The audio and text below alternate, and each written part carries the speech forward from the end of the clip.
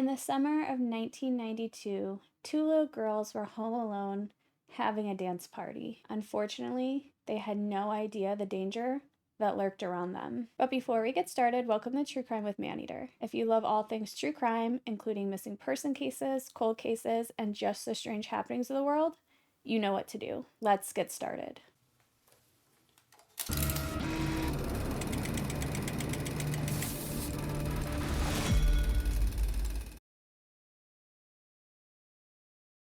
It was the summer of 1992 in Houston, Texas. And as many of us know, Texas is incredibly hot during the summer. During that summer, two little girls, Canara Carrero, who was 7, and her best friend, Kristen Wiley, who were 10, were hanging out at the Wiley household. On this day, Kristen's parents left the children at home all alone during the workday, and this was the first time ever. They told Kristen's half-brother, Jeremy, who was 14 at the time, to make sure he kept all the doors and windows locked. And they were supposed to report hourly by telephone to their parents. They would also instruct Kristen's brother to make sure that if he went anywhere, that Kristen went with him. And if not, that she went to the neighbor's home. On that day, Jeremy left the home, leaving his sister and her friend home alone. Unfortunately, he forgot to lock the front door. Of course, everybody felt safe in this neighborhood. And why wouldn't they? And really nobody had concern about living in the Wiley neighborhood. Children played with each other when they were home on those hot summer days, and really it just seemed like a safe and okay place to raise your family. The unfortunate truth about this case, and many cases, is the fact that you don't actually know your neighbors. Sure, in passing they may seem like nice, reliable, good people. And of course, we want to be surrounded by those types of people. And we do tend to assume that everybody on our street has good intentions. Unfortunately, two families would learn that this wasn't the case. When Jeremy arrived home that day, he would walk into a horrific scene. Kristen and her friend Canara were found stabbed to death in his bedroom. Kristen had been stabbed 18 times, and Canara was stabbed 23 times. And apparently both of them were stabbed in the eyes. They were also nude from the waist down. Of course, Jeremy immediately called the police. And when they arrived, they noticed somebody suspicious. Next door neighbor, Rex Mays, who was 32 at the time, watched from his driveway as he sat on a lawn chair and drank a soda. He seemed like a nice enough person. He allowed the children's mother to come in and use his telephone. He invited some sheriff deputies into his house for refreshments. He would even tell officers that at one point, he saw 2 men climbing over the Wiley fence. The thing is, when investigators found that blood, it was on the fence. But it was on the fence that separated Rex Mays' backyard from the Wiley's backyard. By all accounts, Rex Mays seemed like an okay neighbor. He didn't seem to bother anybody, and he minded his own business. And at times, he would even dress up as a clown to entertain children. They would ask Rex to come down to the police station, and he did fail a polygraph test. And then suddenly, he would recant the account of what he saw. Soon, police realized that their prime suspect was just over the fence. This is where the case takes a really interesting turn. Apparently, the lead investigator, the detective on this case, would befriend Rex Mays. And the detective decided that perhaps he could build a relationship with Rex, and perhaps that would lead to a confession, because at that time, they really had no evidence other than that blood on the fence. So for the next year and a half, the detective with the sheriff's department befriended Mays. They would drink together, go to strip clubs, and sometimes he would let Rex accompany him on official business. So in February of 1994, this detective decides to test this theory to see if he's built up enough of a friendship with Rex to get him to confess. So he invites Rex down to the police station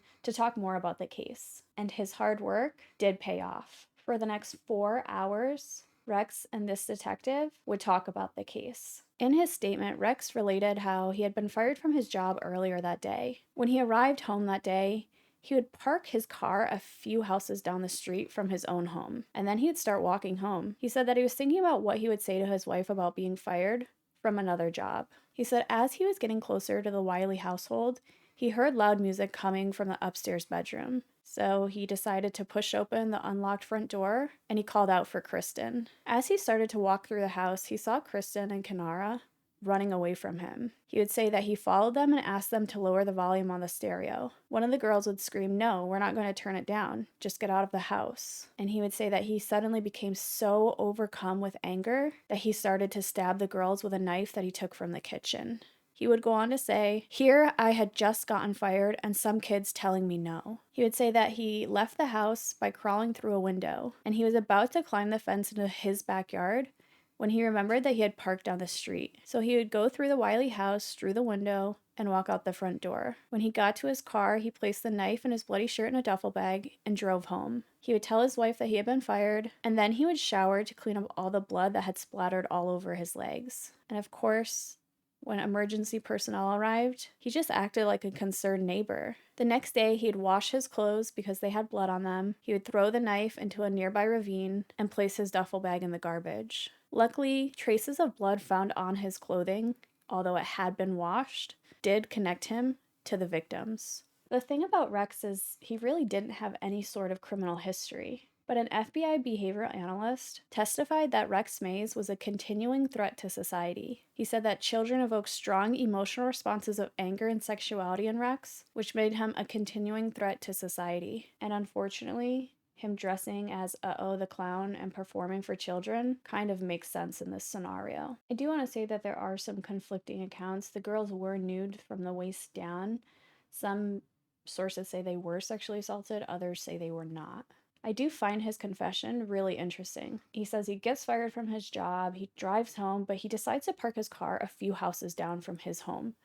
And then he was going to walk home. Why in the world would he park his car a few homes down from his and then decide to walk home? That doesn't make any sort of sense. Sure, he could say he wanted to clear his mind with the walk, but didn't he clear his mind with the drive home? So I don't understand why this man who, again, parks his car down the street, hears loud music, he goes to the home, he doesn't knock, he just lets himself in.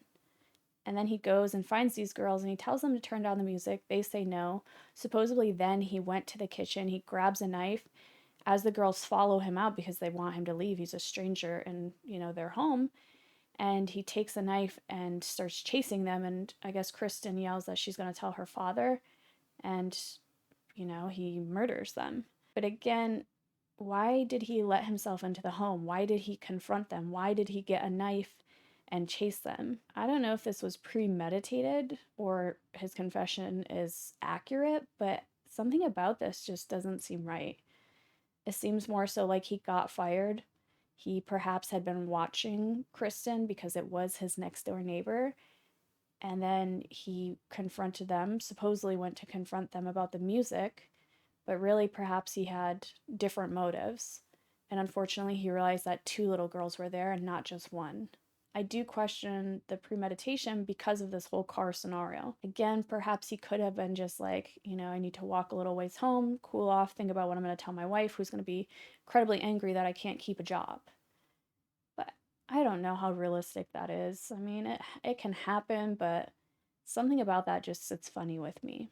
And then after he kills these 2 little girls, he runs home, he tells his wife, "Hey, I got fired," jumps in the shower to make sure he gets all the blood off him, grabs a lawn chair, pops it in his driveway, and then is watching this disaster unfold. He's watching this little boy who just found his sister and her friend murdered in a vicious and volatile way.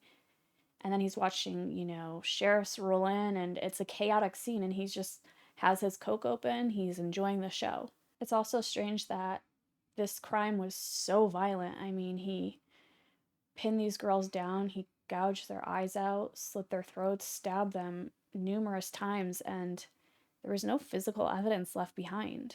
So really what this boils down to, and apparently in Rex's confession, is that he had a bad day. 2 little girls told him no when he broke into their home and told them to turn the music down, so he murdered them. Although I doubt that's actually what happened.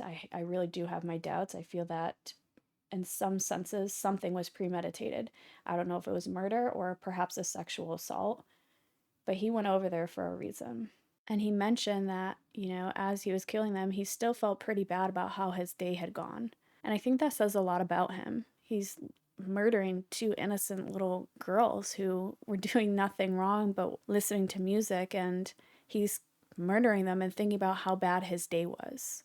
Obviously, I'm not a psychiatrist, but it feels like there's some level of psychopathy there, if not a personality disorder. He did say that he used his knife skills that he learned as a Marine and that he was just doing what he was taught. Rex Mays would receive the death penalty, and he was executed for his crimes. In his final statement, Rex Mays would say, "I'm ready to go. I'm going to a better place. I'm just mad for one reason. I'm going to a better place, and y'all have to go through this hell on earth." During his execution, he made no eye contact with the 6 members of the victims' families. But apparently he would turn to the warden and said, "Let me make parole and I'm ready to go home to the Lord." And he was pronounced dead 8 minutes later. Kanara's father, Bob, would go on to say, "It really didn't matter what he was going to say. The burden's been lifted off my shoulders, knowing that I won't have to deal with him anymore." When reporters asked about how he felt about the death penalty in this case, he would say, "It was much, much too easy. I asked one time to give me 5 minutes in a cell with him. Of course I got turned down.